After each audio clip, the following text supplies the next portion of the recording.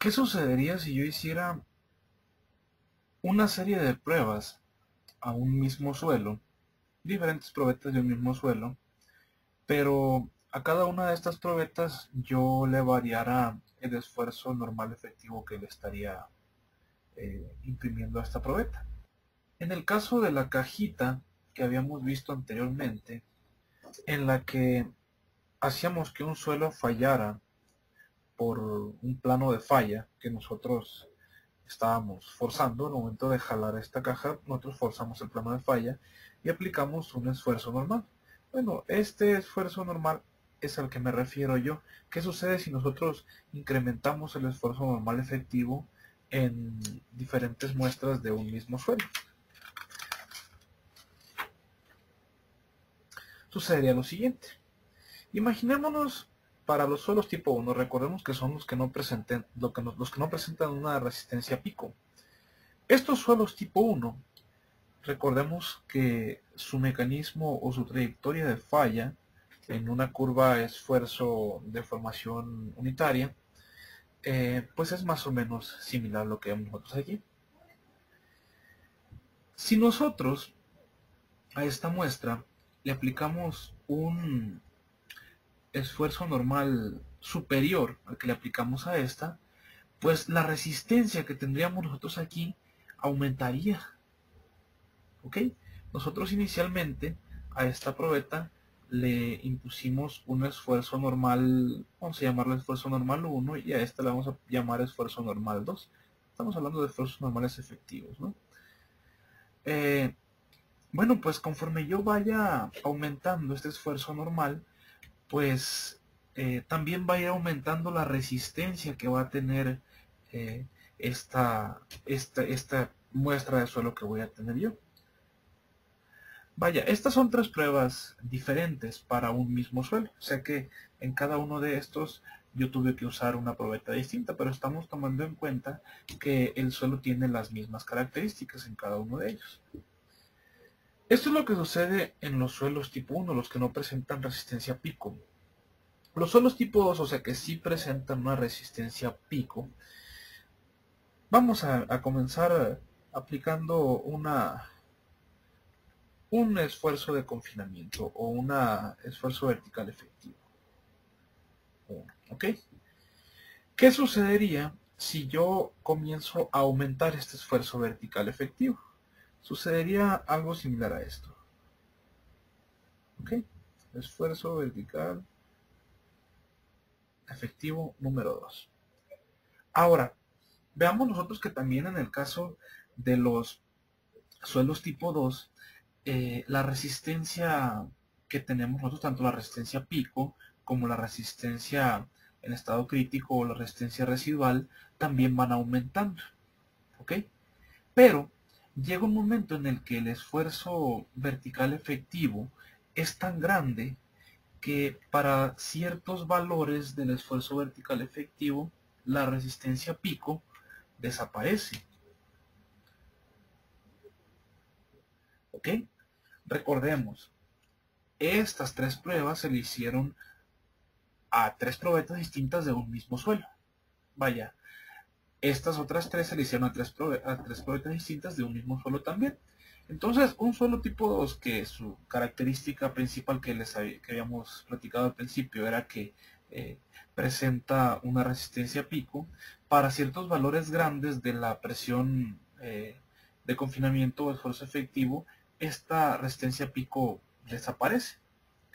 Hay que tener bien presente que esta resistencia pico está directamente ligada con la dilatancia del suelo. O sea, los suelos que presentan resistencia pico generalmente son suelos que al momento de que se les aplica esfuerzo cortante, su volumen, lejos de disminuir, aumenta. Su volumen aumenta, vaya. ¿Ok? Entonces, si nosotros nos imaginamos un arreglo de suelo como el que vemos aquí nosotros y con un esfuerzo efectivo grande, vamos a ponerle 3 de una vez aquí, que es el que ya no presenta este pico. Bueno, al ser tan grande el esfuerzo vertical efectivo, pues ya se evita que este suelo pues aumente de volumen. Entonces estamos aplicando esfuerzo cortante, pero ya la misma presión de confinamiento, al ser tan grande, evita que este suelo, al momento de que le aplicamos corte en su superficie de falla, pues aumente. ¿Ok? En pocas palabras, ¿qué efecto tiene incrementar el esfuerzo normal efectivo? Es muy claro, la resistencia del suelo aumenta. De tal forma que si a mí me preguntan cuál es la resistencia al esfuerzo cortante de un suelo, tendría que preguntar, bueno, ¿para qué esfuerzo vertical efectivo? ¿Para qué confinamiento? Si nosotros entendemos a este esfuerzo vertical efectivo como un confinamiento a lo que está abrazando a la muestra, a mayor confinamiento, pues mayor va a ser la resistencia que se tenga en esta muestra de suelo. Y eso lo podemos imaginar muy claramente pensando que agarramos con la mano un puño de arena. Si nosotros pusiéramos un puñito de arena y le aplicáramos una carga, entre más fuerte nosotros apretáramos ese puñito de arena, va a ser más complicado que esa carga penetre dentro de esta arena. Entonces, el efecto básico de incrementar el esfuerzo normal efectivo es que se incrementa la resistencia de este suelo.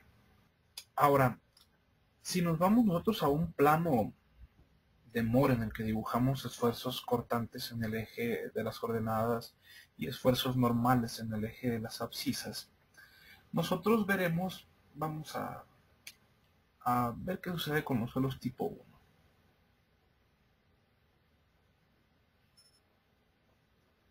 ¿Okay? Nosotros veremos para suelos tipo 1 que si nosotros le aplicamos una presión de confinamiento, voy a tener una resistencia al esfuerzo cortante. Si aumento yo la presión de confinamiento, también va a aumentar la resistencia al esfuerzo cortante. Si aumento el esfuerzo vertical efectivo, aumentará más mi resistencia al esfuerzo cortante y así sucesivamente. ¿Ok?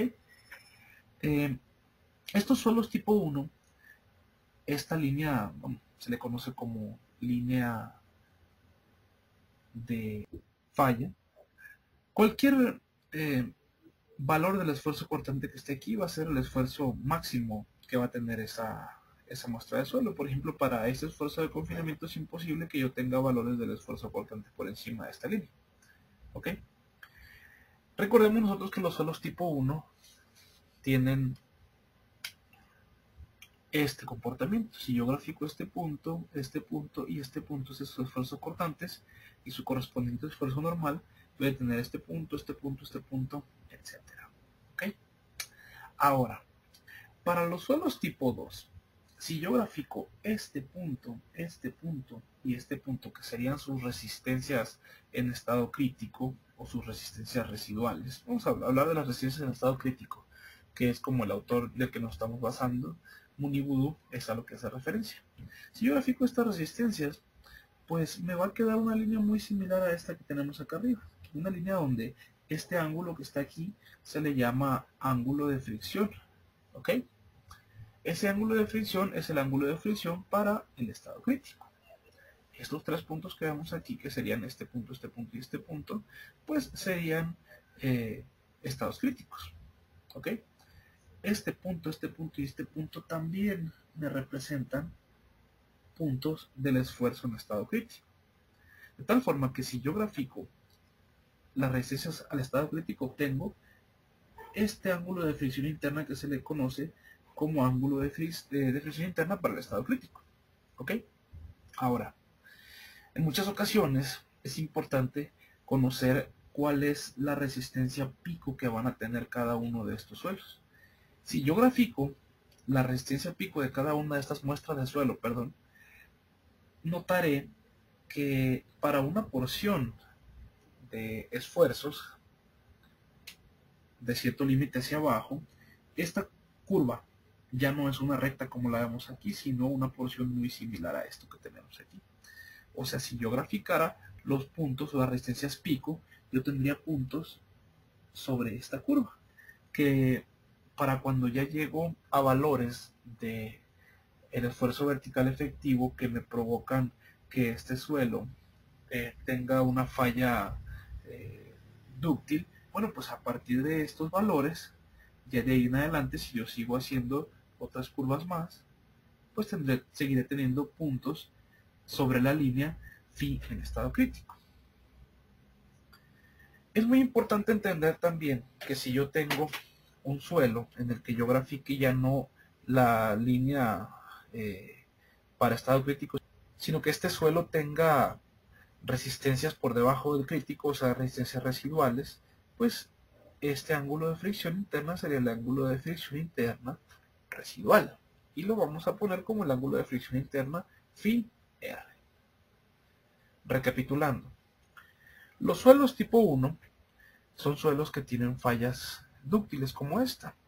Si yo grafico sus resistencias para cada uno de los confinamientos, conforme voy aumentando el confinamiento, la resistencia va quedando dentro de una línea que se le conoce como línea de falla. Esta línea de falla tiene una ecuación que es tau igual a la tangente de phi.